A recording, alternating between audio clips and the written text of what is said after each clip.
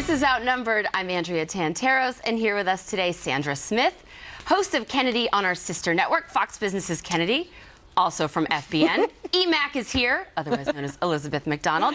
And today's hashtag One Lucky Guy, a first-timer, Illinois Congressman and Air Force veteran Adam Kinzinger. He served his nation in multiple tours in Iraq and Afghanistan, and continues to serve his country as a pilot in the Air National Guard. And today, Congressman, we can also call you Major Kinzinger, who is outnumbered. That's great to be Welcome here. Thanks. This is outstanding. This is fun. You put the grr in Kinzinger. Kinzinger. Yeah. That's good. I've never heard that. By the way, where'd you get your tie, by the way? You know what? It's actually, it's funny you should mention it. I was wearing it and I realized this is a Donald J. Trump collection tie from Macy's. I did not mean to wear this. Congressman, but, should we read anything into that? No.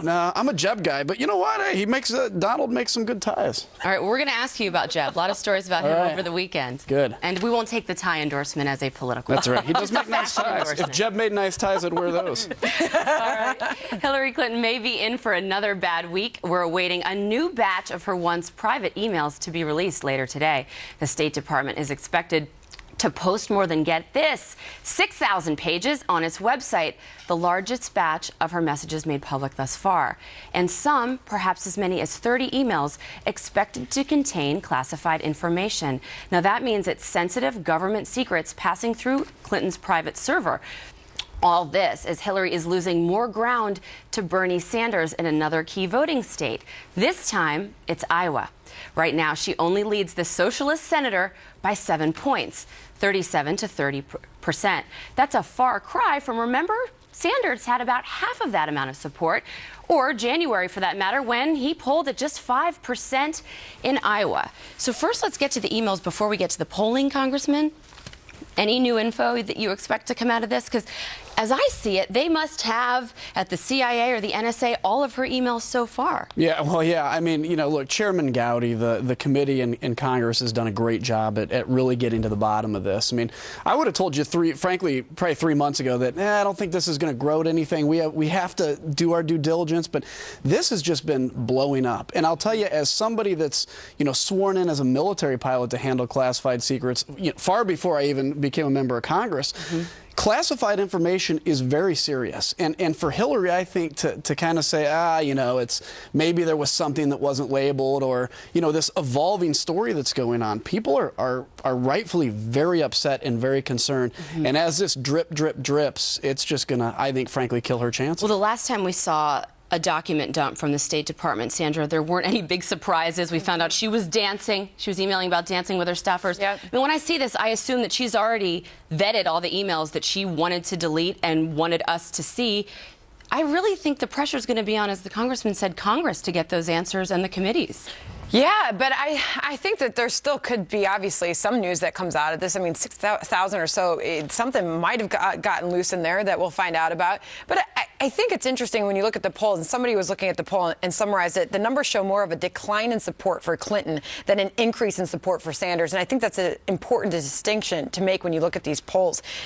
Midwest guy, Midwest girl. I haven't been around on the ground in the Midwest in a while. I'm just curious, your take. What is the feeling there about the email scandal, the email controversy? Is it dinner table conversation? Are people talking about this in a capacity that it will continue to hurt her in the polls? Yeah, I think so. And I think, look, you know, when all is said and done, people want to elect a president that they trust. I mean, that we all know that is the best trait you can have if you're running for president, is trustworthy. And we've seen over the last few days, Hillary Clinton does not have that. She doesn't have trustworthiness. And so, you know, at the dinner table conversation in Illinois, Indiana, wherever, people are talking about this, saying, can she be president of the United States if she's changed her story over and over again? And you make the great point about Sanders.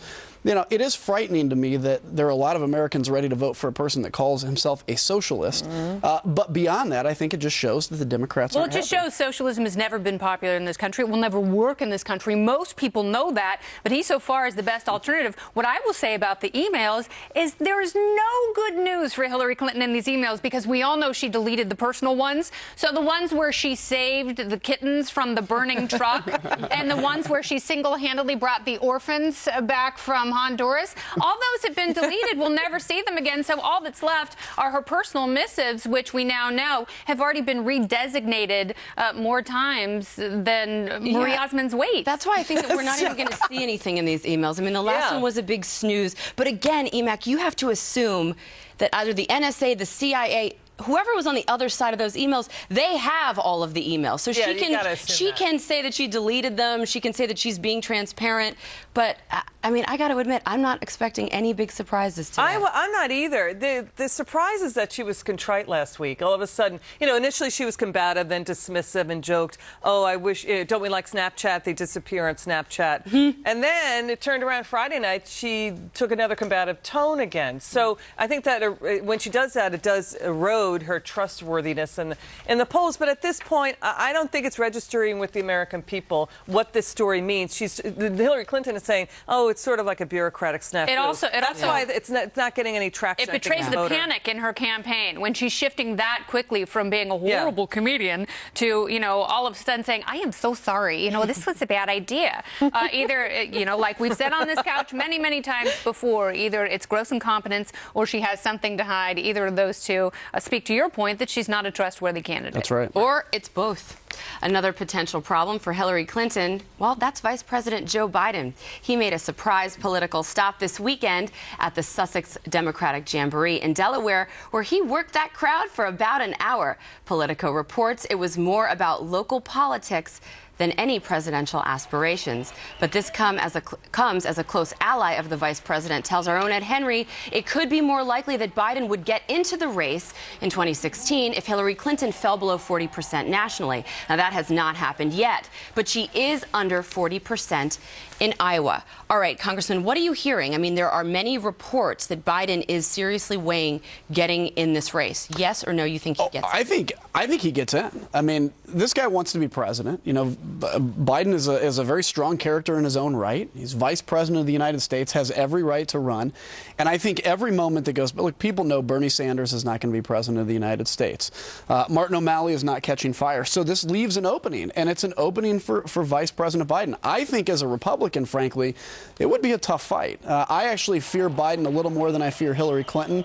But at the end of the day, I think we have a strong... Why do you fear him more? Because I think he has an ability to really bring kind of blue-collar America together. He has his, you know, Scranton, Pennsylvania discussion. But that's frankly where Republicans ought to be winning. We ought to be winning in that ground, the Midwest battleground.